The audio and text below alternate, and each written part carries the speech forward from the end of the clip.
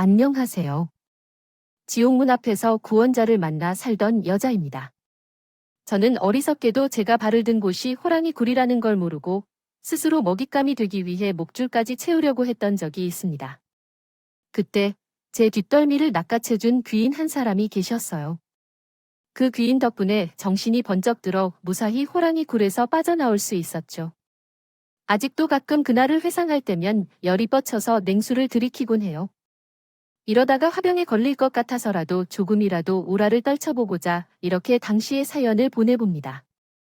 저는 서울의 평범한 가정에서 태어났어요. 우리 가족은 늘 화목했고 함께 있는 시간은 언제나 즐거웠죠.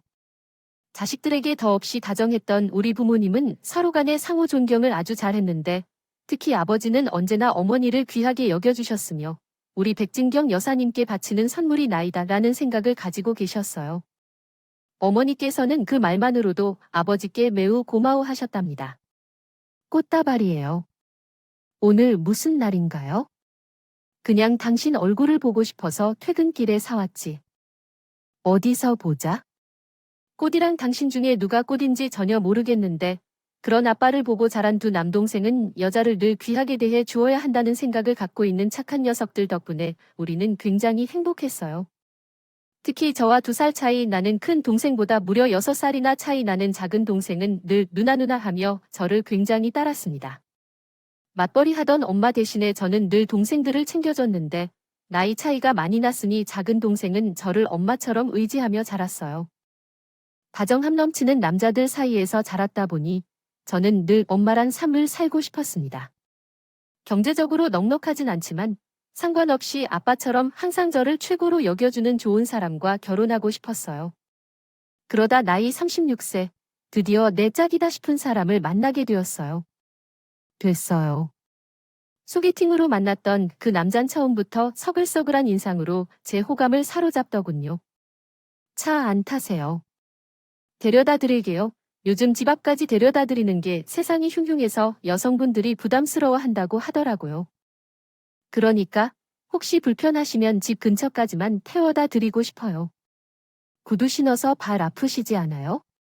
게다가 자상하고 배려심 넘치는 모습이 딱 우리 아빠를 연상시키고 그날 집에 가는 길에 받은 애프터 신청을 시작으로 우린 몇 번의 만남 뒤 연인이 되었습니다. 누나, 지금 만나는 남자랑 1년 넘었지. 어떤 사람이야? 회사에서 일하다 얼마 전에 아버지의 시멘트 공장으로 들어가서 일을 배우고 있어. 나보다 3살 많아. 엄청 다정하고 늘 나한테 맞춰줘서 싸워본 적이 한 번도 없어. 내가 지금 이 남자 만나려고 그동안 그렇게 연애를 제대로 못했었나 봐. 동생들의 호기심 어린 질문에 전해 쑥스러워하며 대답했습니다. 처음 보는 제 모습에 저희 부모님도 흐뭇한 미소를 지으시고 그렇게 1년 반의 연애 후 우리는 결혼을 약속했어요. 절 행복하게 만들어주겠다는 남자친구의 말에 저희 부모님은 무척 흡족해 하셨습니다. 이후 우린 예비시 댁에도 인사를 드리러 갔어요. 경기도 외곽에 있던 시멘트 공장 때문에 남자친구와 형까지 전부 같이 살고 있던 예비시댁 또한 그 근처에 위치한 2층짜리 단독 주택이에요. 안녕하세요. 어머님, 아버님. 박상이 아고합니다. 처음 예비 시부모님을 뵀을 때 조금 많이 긴장이 됐어요. 친구처럼 친근한 분위기에 제 부모님과는 달리 시부모님은 굉장히 엄해 보였거든요. 특히 예비 시모의 날카롭게 올라간 양쪽 눈매와 힘주어 다물린 입술에서 보통이 아닌 성격이 있구나 하는 느낌이 강하게 들었죠. 시모는 서 있던 제게 앉으라는 말도 안 하고 위아래로 훑어보는 것 같더군요. 슬슬 거북한 느낌이 들려던 차에 그제야 시몬 활짝 웃으며 저에게 앉으라고 권하더라고요. 그래, 딱 보니 튼튼하고 건강해 보이는구나. 딱 우리 집안 며느리 감이야? 내가 손님을 너무 오래 세워뒀지. 미안하다. 내가 전에 큰 며느리로 들린 애한테 뒤통수 얼얼하게 맞은 경험이 있어서 의도치 않게 작은 며느리로 들릴 널 좀 관찰하게 됐다. 당신은 괜한 소리를 하고 그래. 상이라고 했지. 우리 집 며느리로 들어오게 된 걸 환영한다. 시모의 말에 시부인 말을 막으며 저에게 웃어주시더라고요. 예비 시숙이 이혼했다는 얘긴 대충 들었는데 처음 뵙는 자리에서 그 얘기를 꼬치꼬치 캐묻는 건 예의가 아니라고 생각해 아무 말도 하지 않았죠. 이후 식사 자리에서 예비 시모는 계속 저를 뜯어보며 질문을 퍼보았어. 서울에서 회사 다닌다고? 그럼 신혼집은 어쩔 작정이야? 규식 씨가 공장에 출근해야 되니까 서울에서 여기 사이쯤에 적당한 아파트 전세 정도로 생각하고 있어요. 왔다 갔다. 서로 출퇴근 시간에 기름값이랑 교통비만 더 들겠구나. 그럼 상희야, 너 아예 우리 집이랑 가하는 건 어떠니? 내 시대라도 결혼하고 원래 여기 2층에서 같이 살았어. 너희가 들어온다면 큰애랑 손주 1층에서 우리랑 같이 살게 하고 2층을 너희 신혼집으로 내주만 해. 그럼 제 회사 어떡해요? 규식아, 너 아직 상희한테 아무 말도 안 했니? 그게요. 아직 말 꺼내기가 어려워서 못했어요. 예비 시모와 남자친구, 제가 알아들지 못할 말을 하더군요. 남자친구의 당황한 표정을 보니 제가 모르는 뭔가가 있는 듯 했는데 말새도 없이 곧장 예비 시모가 제게 직설적으로 말하더라고요. 그런 중요한 얘기 먼저 했어야지. 예상이야. 너 회사 그만두고 내 시아비 시멘트 공장에서 같이 일하는 거 어떠니? 제 회사를 그만두라고 그래? 어차피 일이라는 게 돈 잘 벌고 잘 살려고 하는 거 아니냐? 그 시멘트 공장 앞으로 너희 물려줄 테니까 너도 들어와서 일 배우면 좋을 것 같구나. 어차피 규식이에게 물려주면 가업이 될 텐데 너도 거두려 할 것 아니야? 애 나면 회사도 눈치 보면서 휴직하거나 그만둬야 할 텐데네. 시아버지 공장으로 나오면 눈치 볼 일도 없고 잘릴 걱정도 없으니 얼마나 좋아. 생각 좀 해볼게. 어머님, 너무 갑작스러워서 저도 나름대로 애정을 가지고 다닌 회사인데 어떻게 단박에 알겠다는 대답이 나오겠어요? 솔직히 제 직장에 왈가왈부하는 시모가 불쾌하게 느껴지기도 했죠. 그런 제 마음을 읽은 건지 시모는 힘껏 인지하게 웃으며 이렇게 말했어요. 그래, 아이 좀 갑작스럽지만 진지하게 생각해줬으면 좋겠구나. 요새 도로가 잘 돼 있어서 차로 1시간 조금 넘게 만에 서울로 출퇴근할 수 있으니까 말이야.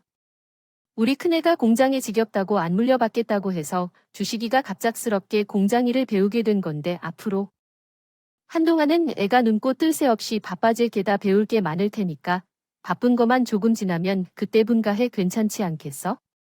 그동안 돈도 더 모으고 말이야.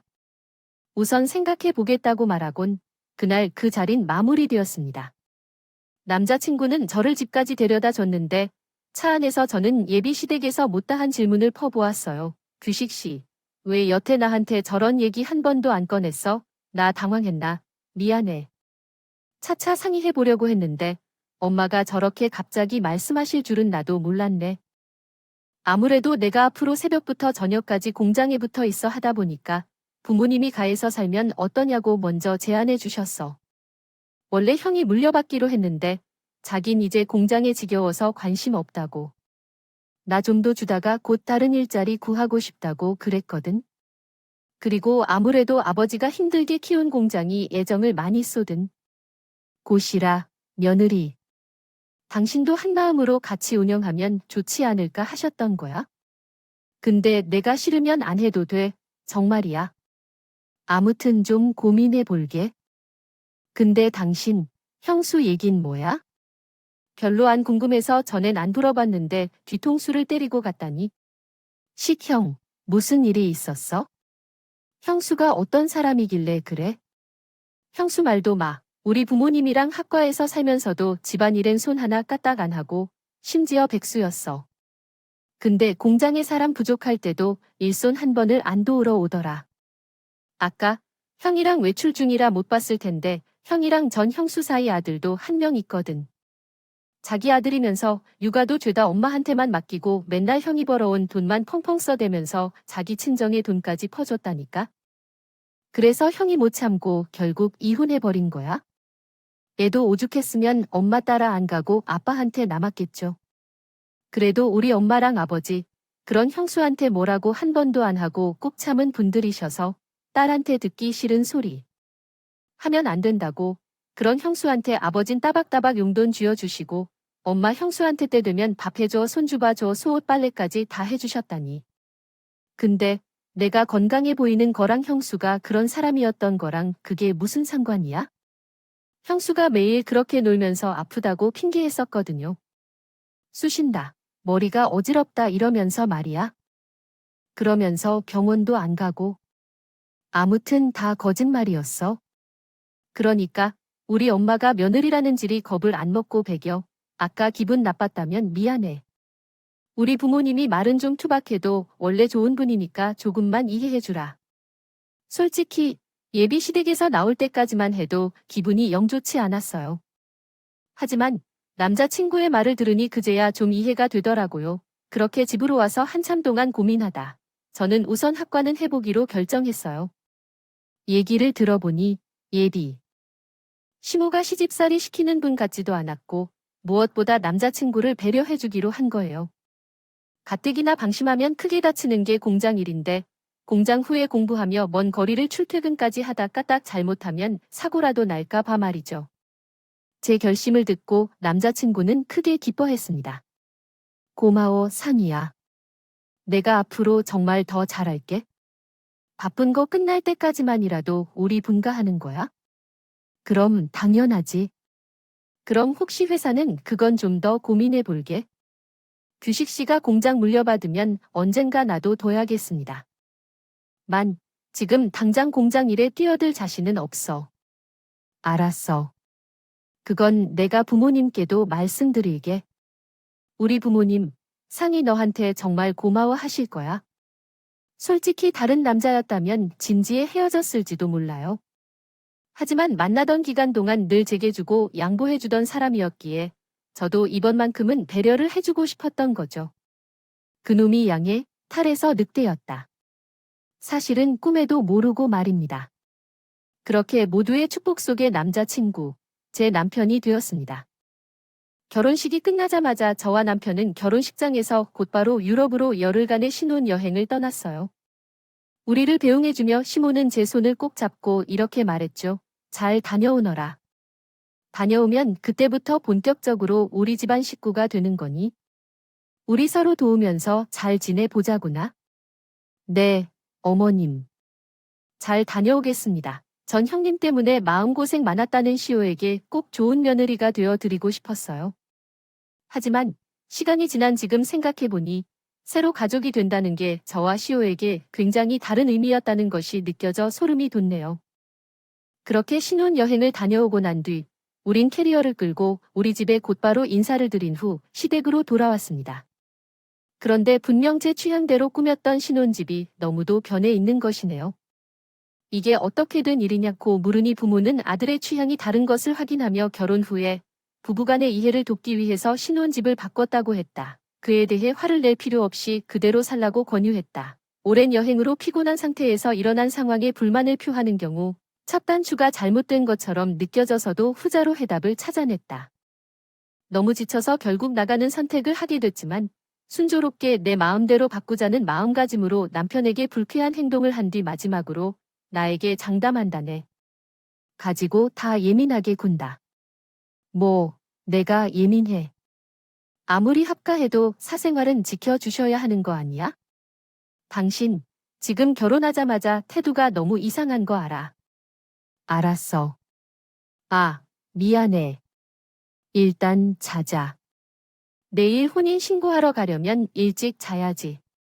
내가 너무 피곤해서 아무 말이나 헛나왔나 봐. 그래도 제가 기분을 풀지 않자 남편은 제게 싹싹 빌며 미안하다고 하더라고요. 제 말이라면 지구가 네모하다고 해도 믿을 줄 알았던 사람이었는데 그때부터 살짝 느낌이 이상했죠. 그래도 이미 결혼식을 올렸으니 남편의 단점도 끌어안아야 한다고 생각해 그냥 넘어갔습니다. 하지만 다음 날 저는 곧바로 남편과 시댁의 끔찍한 실체를 알아버리고 말았어요. 다녀오겠습니다, 어머님. 그래, 모음지기 부부가 됐으면 법적으로 신고 부어해야지. 잘 다녀오거라. 다녀와서네, 시애비, 시수도 퇴근하면 다 같이 맛있는 저녁 먹자구나. 얼른, 네 시조카 정도. 붙여야지. 다음 날 아침 남편은 혼인신고를 하러 가기 위해 집을 나섰습니다. 그런데 집을 나와서 남편의 차가 세워진 곳으로 향하는 그 짧은 거리에서 저는 제 인생을 구제해줄 귀인을 만나게 되었어요. 집을 나서서 몇 걸음 안 걷자마자 갑자기 목발을 짚은 여자가 쩔뚝거리며 우리 앞에 나타나더라고요. 그런데 그 여자를 보자마자 남편의 얼굴이 사색이 되는 겁니다. 저기요. 네네. 누구세요? 저, 저 사람 형수 되는 사람이에요. 저 사람 SNS 사진 봤는데 그쪽이 어제 막 신혼여행에서 돌아온 이 집 작은 며느리 맞죠?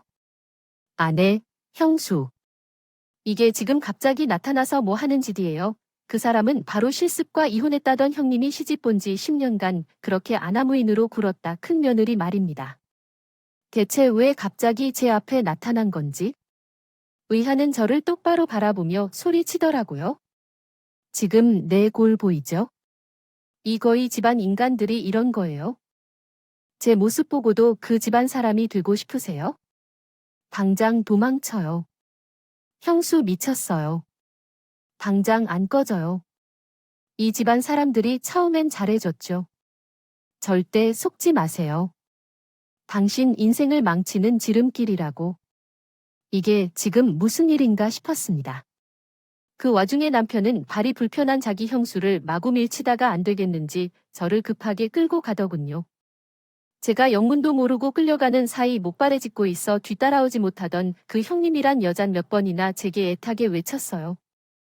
진짜 이 여자가 약이라도 잘못 먹었나 꺼지라고 감히 어디 와서 내 아내한테 행야 이혼했으면 제 한 몸이나 살리면서 얌전히 살 것이지.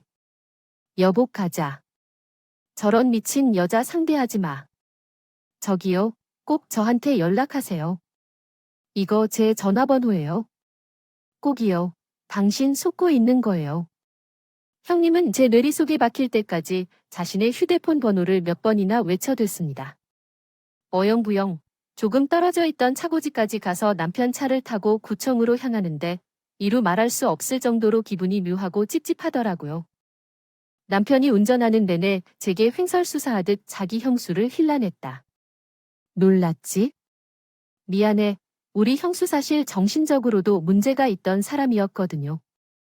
왜선 이제 내 결혼까지 파내려고 드네?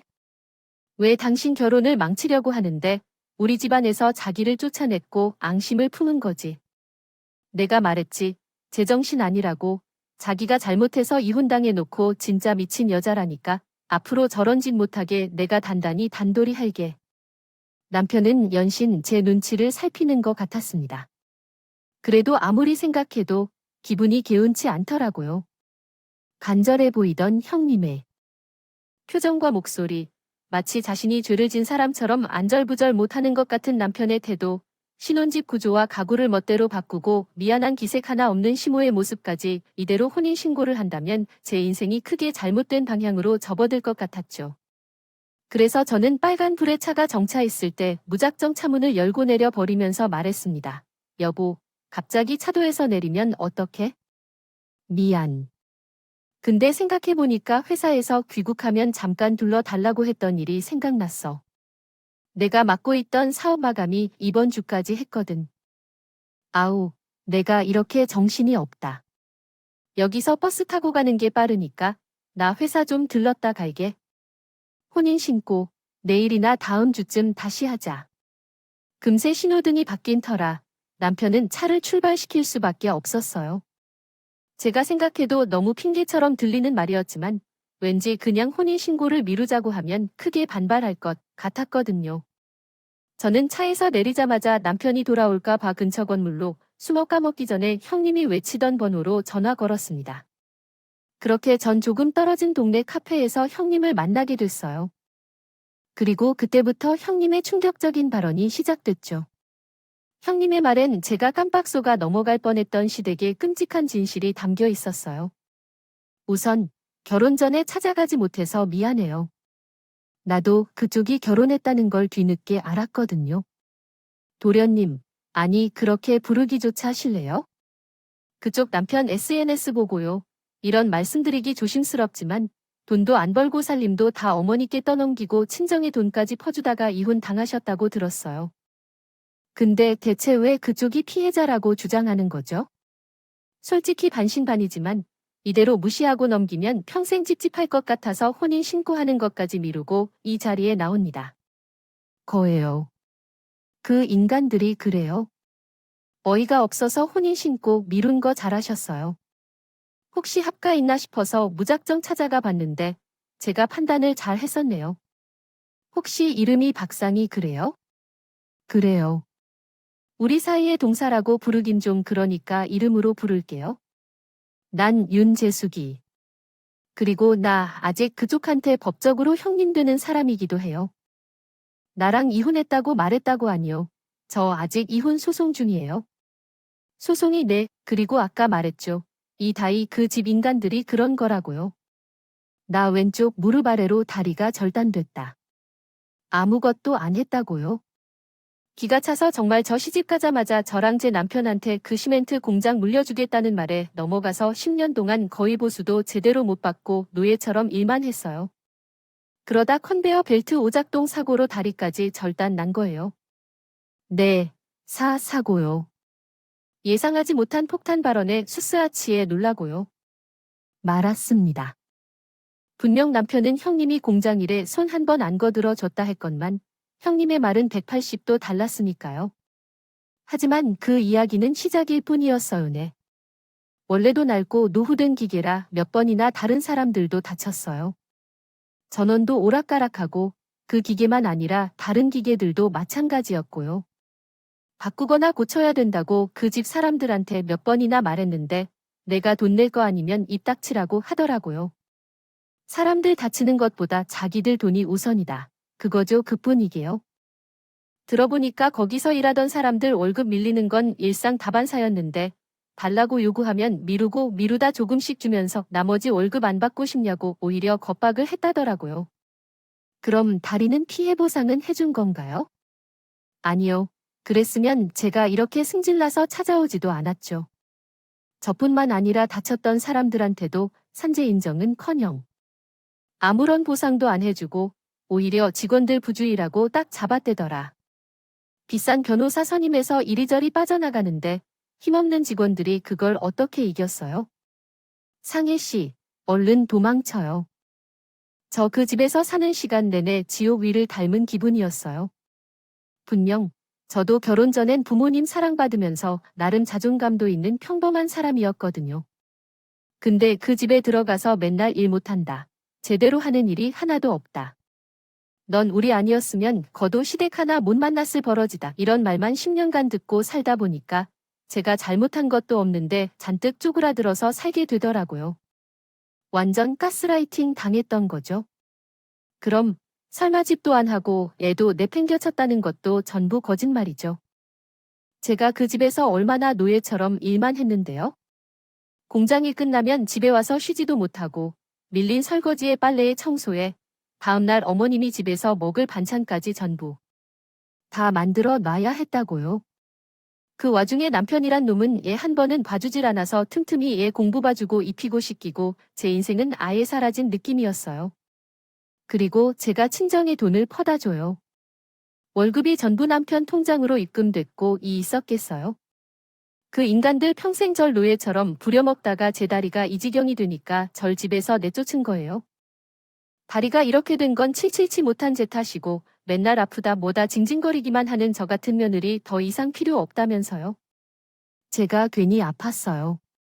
하루도 쉬지 못하고 부려지는 하니까 몸이 나만하질 않았던 건 아프다는 말 무시하고 부려먹었으면서 그 집안 인간들. 그쪽 남편도 예외 없이 전부 쓰레기들이 다리 잃고 집에 누워있는 절 보면서 자기 몸 건강하고 일도 잘하는 며느리 데려올 거라고 자기 엄마한테 웃어 보였던 악마가 바로요.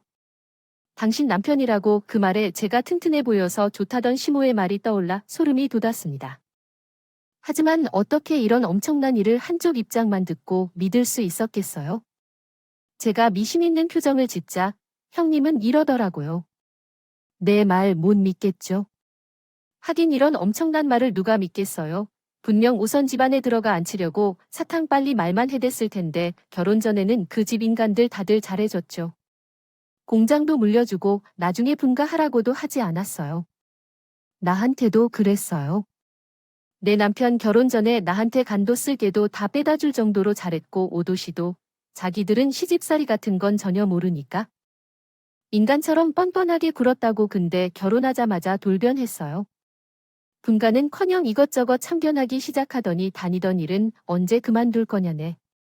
남편 혼자 힘들게 공장에서 일하게 내버려 두겠냐고. 넌 아내로서 기본 자세가 안 되어 있다는 등등. 못 살게 굴더라. 특히 그 시모 있죠. 그 여자가 완전 악질이 사람 피 말리는데 재주가 탁월한 여자라니까 그 집에서 쫓겨나고 제 다리에 대한 보상이라도 해달라고 혼자 계신 저희 엄마랑 같이 찾아갔을 때 우리한테 소금까지 뿌린 인간이 바로 그 여자예요. 마지막으로 형님은 결혼 생활 당시 녹음해둔 시모와 시숙의 포고가 소금 맞고 쫓겨날 때 밖에 세워뒀던 친정어머니 차 블랙박스에 찍힌 증거 영상까지 모조리 제게 들려주고 보여줬습니다. 그때서야 온전히 형님의 말이 믿겨져 저는 엄청난 충격에 빠졌어요. 제게 합가를 하자고 꼬셨던 내용, 우선 집에 들어앉힌 후 공장 일에 끌어들이려는 계획까지 전부 제 상황과 비슷하더라고요. 형님의 폭로가 아니었으면 저도 저 집에 살다가 결국 공장에 들어갔을 텐데 그 끔찍한 미래가 그려져 몸서리가 졌죠? 우리 아들이 제 껌딱지 아들만이 데려오려고 했는데 그 인간들이 저한테 아들까지 빼앗아 갔어요. 저 같은 다리 병신이 귀한 자기 집 핏줄을 제대로 키울 수나 있겠냐고 육짓거리를 하면서요. 근데 그 못된 인간들이 제 아들을 제대로 된 사람으로 키워낼 수나 있겠어요? 저 아들 양육권이라도 가져오려고 소송 건 거예요. 근데 그 집에 새며느리가 들어갔다는 소식을 알고 나니까 나처럼 오진 삶을 살게 될까 봐 참아내버려 둘 수가 없겠더라고요. 그래서 무작정 그 집 앞을 찾아갔던 거예요. 분명 속고 있을 테니까 그 인간들 실체를 모조리 까발려 주려고요. 그러니까 상혜 씨, 내 골 낳지 말고 얼른 도망쳐요. 더 늦기 전에요. 결혼한 지 고작 11일 만에 그런 끔찍한 진실을 알게 되니 하늘이 무너지는 것 같았습니다. 너무 경황이 없어 저는 우선 감사하다고 말하곤 그 자리를 벗어났어요. 그리곤 해가 질 때까지 한참 안 근처를 배하다 큰 결심을 하곤 다시 시댁으로 향했죠. 제가 2층 신혼집에 들어가니 무서운 표정의 시부모와 남편, 그리고 시습지 전부 저를 기다리고 있더군요. 제일 먼저 제게 말을 건 사람은 남편이었습니다. 늦게 왔네. 당신, 회사 일이 있어서 다녀온 거 아니지? 혹시 형수 만났어? 예, 세아가 혹시나 해서 하는 말인데. 너, 이제 가족이 된 우리 말 안 믿고 그런 다리 병신된 내 말에 휘둘리는 건 아니지. 그런 거라면 이 시이 굉장히 실망이다. 그들은 이미 제가 형님을 만나고 온 걸 눈치채고 있던 거예요. 온몸에 소름이 쫙 돋았습니다. 이미 그들은 제게 본색을 숨길 생각이 없던 건지 눈빛부터가 달라져 있었거든요. 하지만 저는 도망칠 마음이 확고해진 터라 당당하게 소리쳤어요. 네, 저 형님 만나고 왔어요. 그래서 다 들었어요. 당신들, 그 뻔뻔한 속내를 여보 이제라도 솔직하게 말해. 나 다 알았으니까. 당신, 그동안 나한테 그렇게 잘해준 게 결혼 전에 우선 꽃이라고 그랬던 거야? 애초에 날 속일 작정으로 잘해준 거니까 우리가 싸울 일이 없었던 거였어. 진심으로 나랑 맞춰갈 생각이 없던 사람이었으니까. 나도 당신 형수처럼 공장에 들어앉혀서 무급노예로 부리려고 했니? 그리고 이 집안 공짜 한여처럼 부려먹을 생각이었어. 기도 펴지 못하게 가족들이 다 같이 가스라이팅 해대면서 진짜 그 여잔 재수없게 왜 거기서 튀어나와 가지고 그래. 당신 똑똑한 사람이니까 더 이상 둘러대도 안 믿겠지. 까놓고 얘기할게. 맞아, 그럴 생각이었어. 근데 그게 뭐가 문제야? 어차피 부분 하나 아니야. 내가 공장 물려받으면 당신한테도 좋은 거잖아. 그리고 며느리가 집안 살림 다 아는 게 뭐가 어때서? 우리 엄마도 평생 우리 할머니 아래에서 시집살이 당하면서 살았어. 며느리 원래 다 그런 거야? 지금 우리 엄마 봐. 얼마나 행복하게 잘 살고 있어. 그래, 우리 아들 말이 맞다. 큰 며느리 그것은 처음엔 튼튼해. 보이더니만 조그만 일 시켜도 골병 들고 징징대서 얼마나 밉상이지만년 걔 잘못이었어. 나랑 내 시어머니 땐 집안일에 육아의 반일 아지하면서도 잘만 살았는데. 아무튼 요즘 것들이란 내가 너 건방지에 군 거 한 번은 봐줄 테니까 잔말 말고 내일 다시 혼인 신고하고 와라. 내가 처음부터 우리 집안 며느리로서 어떻게 살아야 할지 천천히 가르쳐 줄 테니까. 오늘은 반성하고 얼른 팔 닦고 자. 잘못을 걸린 것에 대해 당황하긴커녕 절 이상한 사람으로 몰아가는 모습을 보니 형님이 어떤 취급을 받고 살았는지 눈앞에 훤하고 저는 기죽지 않고 그들을 노려보며 말했습니다. 아니요. 전 평생 호구 취급당하며 살 생각 추워도 없어요. 하늘이 도왔네요. 혼인 신고하기 전에 구세줄 만나게 해줘서. 전 이 집 며느리 안 할 겁니다. 당신들처럼 악마 같은 인간들이랑 가족으로 엮일 생각 없으니까 난 이 집에서 나갈 거예요. 뭐, 가긴 어딜 가니? 집에 들어온 이상 넌 우리 집 며느리야. 어디 하나 망가져서 쓸모 없어지기 전까지 절대 도망 못 간다. 1. 교시가 뭐하니? 얼른 채 잡아다가도 흥신 두들겨 해서 이 집에서 자기가 어떤 위치인지부터 단단히 교육시켜줘라. 시모는 제 예상보다 더 무서운 여자였습니다. 시모의 말을 듣고 남편은 도끼 눈을 뜨고 제게 다가오더군요. 하지만 제가 아무 생각도 없이 그 집 구석에 다시 들어왔겠지. 뒷걸음질을 치며 우렁차게 소리쳤어요. 아빠, 도와줘. 그러자 계단을 쿵쾅거리며 올라오는 소리가 들리더니 한가은 박차고 제 아빠뿐 아니라 남동생들도 시댁으로 들이닥쳤습니다. 사실이 집으로 돌아오기 전에 전 아빠에게 전화해 자초지종을 전부 설명하곤 펑펑 울었어요. 그리곤 아빠에게 잠시 같이 시댁에 가달라고 부탁했죠. 마음 같아선 뒤도 돌아보지 않고 친정으로 도망치고 싶었지만 시댁에 몇 가지 중요한 짐이 있어 꼭 찾아와야 했었거든요. 그랬더니 절 걱정한 제 동생들까지 아빠를 따라왔더라고요. 같이 들어가진 않아도 혹시 위험할지도 모르니 시댁 비밀번호를 알려주고 밖에서 잠깐 기다려달라고 말했었는데 위험한 상황이 닥치자 소리를 질렀던 겁니다. 감히 누구 딸 몸에 손을 대려고 들어 저 장인은 처남까지 어떻게 여길이 버러지 같은 자식. 뭐, 우리 누날 평생 행복하게 해주겠다고? 평생 노예로 부려먹는 게 내가 말한 행복이냐? 이게 같은 자식아. 제 역사를 잡은 남편을 보자마자 아빠는 절 끌어안고 화를 내셨어요.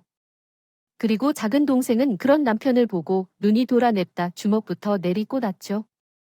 그리고 큰 동생은 소스라치게 놀란 나머지 시댁 식구들을 경계 어린 눈빛으로 노려보며 으름장을 놨습니다.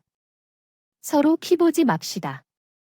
마음 같아선 지금 여기 있는 당신들, 어른이고 뭐고 냅다 곤죽을 만들어 놓고 싶은데 참는 거예요. 아직 우리 누나가 아무 짓도 안 당했으니까 상이야. 얼른 가서 침 챙겨 나와. 이단 상 못할 집구석에서 얼른 나가자. 창문이 열려있던 터라 아빠는 밖에서 모든 대화 내용을 다 듣고 계셨다고 나중에 말씀하시더군요. 그렇게 화가 난 표정의 아빠는 살면서 처음 봤죠. 저는 얼른 방에서 짐을 챙겨 나왔습니다. 그리곤 아빠에게 어깨를 감싸준 채 그 집을 나가며 이렇게 일침했다. 인간들 10년 동안 헌신하면서 산 며느리. 그것도 자기들 공장에서 일하는 중에 다리 잃은 면을 한순간에 팽이 버려. 그리고도 반성 하나 없이 나까지 똑같은 신세를 만들려고 들어. 당신 같은 인간들은 언젠가 반드시 천벌 받을 거야. 인생 그렇게 살지 마. 저스러운 천벌을 기다려라. 너 같은 기집애도 아니어도 며느리로 들릴 것 다 있어. 지천에 널리었고 깔렸어. 아, 제가 딱 부지런하고 건강하고 딱이었는데 아쉽게 됐네. 엄마 동생에게 맞은 뺨을 문지르던 사이코패스 같은 남편의 마지막 말에. 정말 오금이 저릴 정도로 소름 끼치더라. 전 아빠 동생들의 보호를 받으며 친정으로 돌아왔습니다. 집에서 초조하게 기다리고 있던 엄마는 절 끌어안으며 눈물을 터뜨리셨는데 가 밥 차려 주마라고 했습니다. 그날 저녁 우리 가족은 맥주를 마시며 그 인간들 안주 삼아 잘근잘근 쉬어댔습니다. 그렇게 전 11일간의 짧은 결혼 생활을 끝내게 됐어요. 그리고 다음 날 전화를 걸어 다시 형님을 만났죠. 감사해요, 형님. 덕분에 그 인간들 실체를 알게 돼서 도망칠 수 있었어요. 그 인간들 정체 들키자 아자 태도가 싹 돌변했어요. 난 10년을 멍청하게 살았는데 그래도 상희 씨는 일찍 도망쳐 나올 수 있어서 다행이에요. 그건 그렇고 형님, 혹시 소송은 잘 진행되고 계세요? 아니요. 돈이 없어서 저렴한 값의 변호사를 선임하기 했는데 영의역도 없어 보이고 제가 무슨 말을 해도 귀찮게만 듣더라고요. 그렇다고 소송을 혼자 진행할 수도 없고 진투양난 이후 그럼 형님, 제가 도와주신다면 좋겠어요. 저도 억울해서 이대로 당하고 있긴 싫기도 하고요. 전날 형님의 말을 들으니 이혼 소송이 제대로 진행되고 있지 않는 느낌을 받았어요. 아니나 다를까 힘든 상황이라는 형님의 말에 저는 전날 미리 계획했던 제안을 내놓았어요. 그건 바로 제 사촌 오빠를 소개시켜주는 일이었죠. 저희 사촌 오빠 나름 업계에서 인정받고 몸값도 높은 유능한 변호사였던 정말 무료로 절 도와주신다고요네. 저 사촌 오빠랑 친하거나 도와줄 수 있는 일이면 뭐든 다 도와주겠다고 했어요. 오늘 시간 된다고 했으니까 괜찮으면 저랑 같이 바로 가 보실래요? 정말 감사합니다. 울지 마세요. 감사할 건요. 오히려 저인데요. 그동안 혼자 마음고생이 심했는지 형님은 결국 울음을 터뜨리셨는데 그렇게 형님에게 사촌 오빠를 소개시켜준 전 다음으로 시민단체 시댁 인간들의 행태를 전부 제보해버렸습니다. 형님처럼 다치고도 부상조차 못 받은 직원들과 월급을 떼먹이고도 나머지 월급조차 받지 못할까 봐 전전긍긍하던 직원들 모두를 도와주고 싶었어요. 또한 그런 못된 짓을 일삼는 경영주들은 망해버려야 한다고 생각했죠. 저는 직접 가보진 않았지만 시민단체는 는 피켓을 들고 공장 앞으로 가 시위까지 했던 모양입니다. 어떻게 알았냐고요? 얼마 뒤 시모가 노발대발하며 제게 전화를 걸었거든요. 야, 너지. 내가 저 망할 단체 테러. 지금 저 인간들 하루가 멀다고 공장 앞으로 와서 악덕 경영주는 물러가라. 공장 책임으로 인생이 망가진 직원들에게 즉각 보상하라 이런 피켓까지 들고 시위하고 있다. 어제부 기자들까지 와대는 통해. 아내 쫓느라 혼이 났다고 이 못된 기집애 내 아들 결혼하자마자 독수공방하는 걸로도 모자라 감히 우리 집안을 망치려고 들어. 너, 내가 절대 가만 안 둘 줄 알아. 제가 했다는 증거 있어요. 그리고 만약 그랬다고 한들 제가 없는 일을 제보한 건가요? 사람 인생을 망쳐놨으면 돈으로라도 그 책임을 져야죠. 어떻게 사람들이 자기들 아니만 생각하고 남의 인생 귀한 줄은 코딱지만큼도 몰라요. 당신들 그러다 진짜 천벌 받아요. 저 이거 다 녹음되고 있거든요. 박제로 고소 한번 당해볼래요? 예, 제가 고소를 들먹이자 아무 말도 안 던 시모는 대뜸 전화를 뚝 끊어 버리더군요. 참으로 한심하기 짝이 없는 인간이죠. 저는 그 통화 내용을 가지고 정말 고소를 하려고 했지만 사촌 오빠가 그 정도 발언으로는 고소가 힘들다고 하더군요. 굉장히 아쉬웠어요. 이후 인터넷을 찾아보니 정말 시댁의 공장에 대한 기사가 몇 개 올라왔더군요. 일이 공론화될 정도로 커지자 시부의 공장 직원들은 여론의 관심에 힘입어 단체로 공장을 상대로 고소를 했습니다. 심지어 인권 변호사들이 공장 직원들을 도와줬기에 시댁 인간들은 결국 밀린 임금 지급과 더불어 산재 처리와 피해 보상금을 지불해야 했죠. 상해 씨 덕분에 저 그 인간한테 재산 분할의 위자료도 받고 우리 아들까지 데려올 수 있었어요. 정말 감사했습니다. 그리고 형님은 다리에 대한 산재 처리와 피해 보상을 받고 시댁 인간들의 만행에 대한 위자료와 높은 비율의 재산 분할도 받을 수 있었죠. 또한 무엇보다 가장 소원했던 아들도 되찾게 되었고요. 솔직히 양육권에 대해서는 경제적인 문제로 불안했는데 형님의 아들이 간절히 엄마를 원했기에 싸움에서 이길 수 있었다고 하더라고요. 아니에요. 그리고 다리에 대한 일은 너무 안타깝지만 그래도 아드님, 보고 앞으로 힘내서 살아가셨으면 좋겠어요. 네, 그래야죠. 이거 저희 친정 엄마가 맞춰 주신 의지와 앞으로 엄마랑 둘이 서로 의지하면서 아들만 잘 키우고 살려고요. 친정 어머니는 식당에서 함께 일하고 있다. 형님은 제게 마지막 작별 인사를 했습니다. 저와의 인연은 소중하지만 저를 보면 끔찍했던 시댁에서의 나날이 떠올라 괴롭다고 하더군요. 그래서 그날을 마지막으로 저와 형님은 서로의 무사한 안녕을 빌며 각자의 행복을 찾아가기로 했죠. 그렇게 비록 저는 피해당한 일이 없어 그들에게 직접 응징을 하지 못했지만 간접적으로 벌을 내려줄 수 있었습니다. 저는 도와줘서 고맙다며 사촌 오빠에게 거하는 저녁 식사를 대접했고, 그렇게 소송이 마무리된 지 아직 반년이 지나지 않았어요.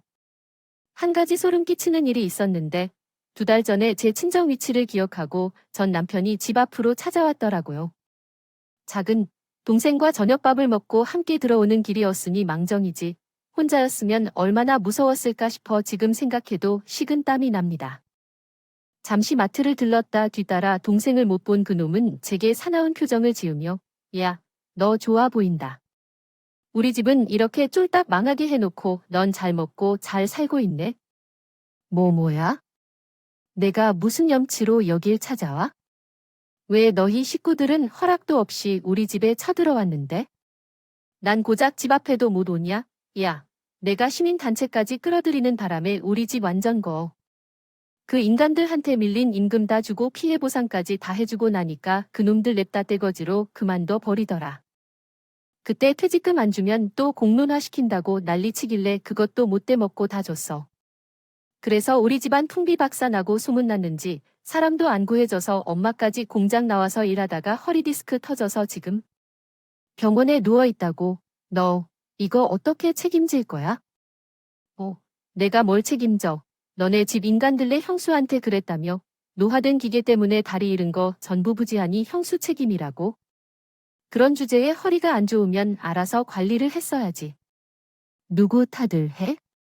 그리고 애초에 직원들 월급 따박따박 챙겨주고 다쳤으면 보상을 해주던가. 애초에 기계 점검만 제대로 했어도 그런 일 없었잖아. 퇴직금도 당연히 줘야 되는 건데 왜 엄한 돈 떼인 듯이 굴어? 인간아, 그 놀부 신보 좀 고쳐라. 신볼 그렇게 못 되겠으니 그런 파국을 맞지? 어지간히 화풀이 할 데가 없나 본데 번지수 잘못 찾았거든. 나 찾아와서 탓할 시간 있으면 집에 가서 물 떠놓고 하늘에 대곤해 주나. 미쳐 나 바빠. 꺼져. 뭐 꺼져? 이게 야이 죽지도 않고 또 왔네. 그 손 당장 안 내려. 이번에야말로 진짜 묵사발 한번 놔볼래? 뒤에서 과자 가은 비닐봉지 흔들며 슬렁슬렁 걸어오던 동생은 그놈을 보고 과자 봉지까지 내던지고 달려오더니 한번 동생 주먹 맛을 봤던 그놈은 아십니까? 하고 욕을 하며 그대로 주랭랑을 치더라고요. 저는 경찰서에 그놈에 대한 접근 금지 신청을 했습니다. 하지만 그걸로는 걱정이 덜어지지 않았는지 아빠는 큰 결정을 하셨어요. 다른 동네로 이사를 선언하신 거죠. 안 그래도 너희 엄마랑 계속 의논했었어. 이 집 지은 지 40년도 넘은 건물이라. 우리도 더 늙기 전에 좋은 아파트 한번 살아보자 싶었거든.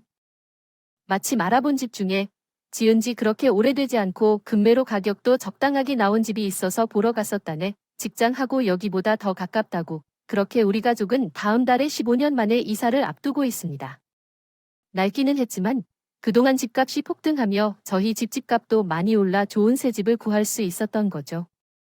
저를 위해 한마음 한뜻으로 노력해주는 가족들 덕에 전 더 이상 불안해하지 않고 씩씩하게 살아나갈 수 있을 것 같아요.